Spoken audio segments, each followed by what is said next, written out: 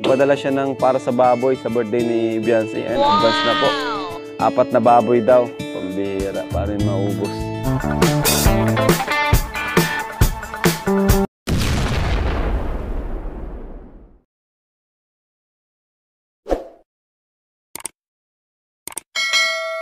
Mga kalingap, grabe.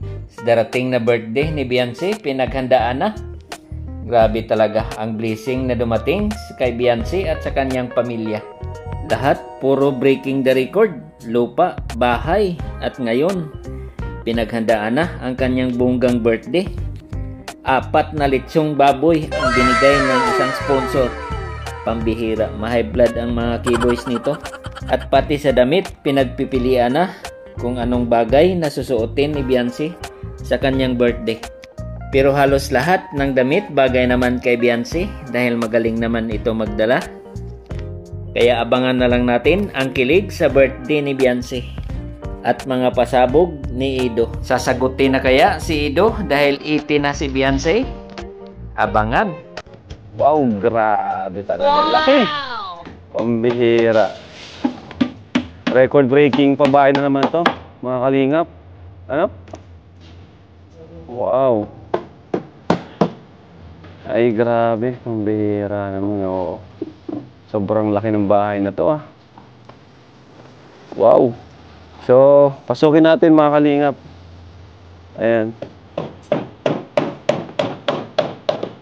Ay, grabe! Laki, guys!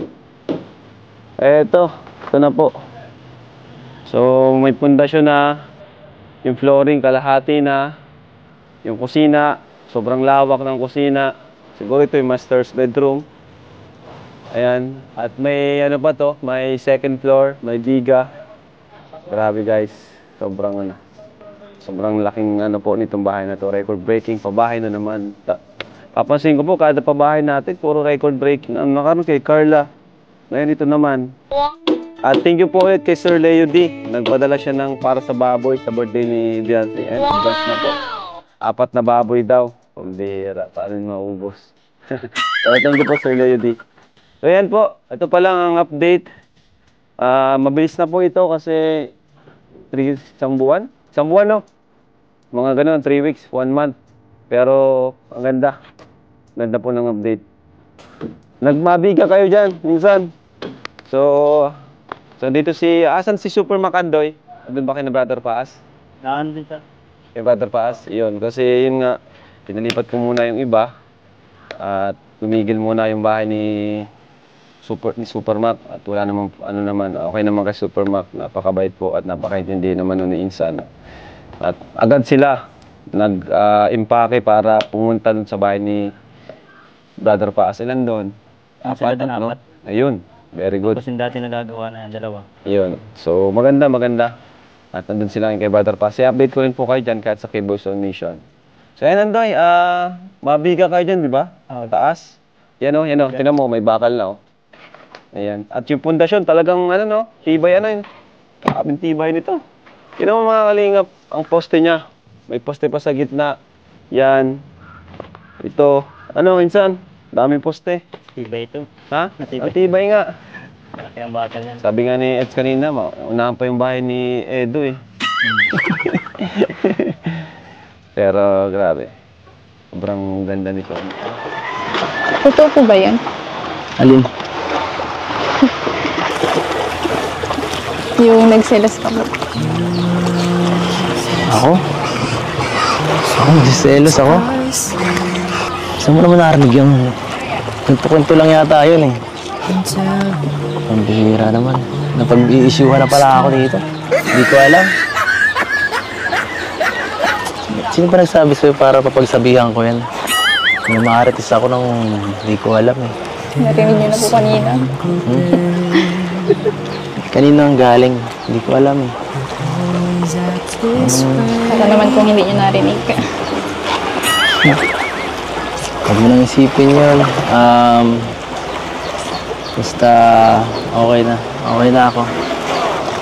Hindi ko talaga in-expect na may bibigay ka ngayon. Kala ko bibisita lang ako. Nung ano pa po yun, hinihintay ko lang po kayong pumunta. Saan? Nung nasa po natin, yun. Kailan Nung 24 po. Kaso may, pakatapos po baga nung, nung ALM. ALM? 23. Pagod man po tayo, kaya hindi po nakapag, hindi po kayo nakapunta. Pumunta ako sa inyo, ha. Pumunta ako doon ng umaga, di mo sa akin binigay. Binisita kita doon, di mo alam. Hindi ko lang po bagay sa bahay Ay, ngayon. nasa bahay nyo yun. Halika ka nga doon. Dito ka tumingin. Dito ka tumingin.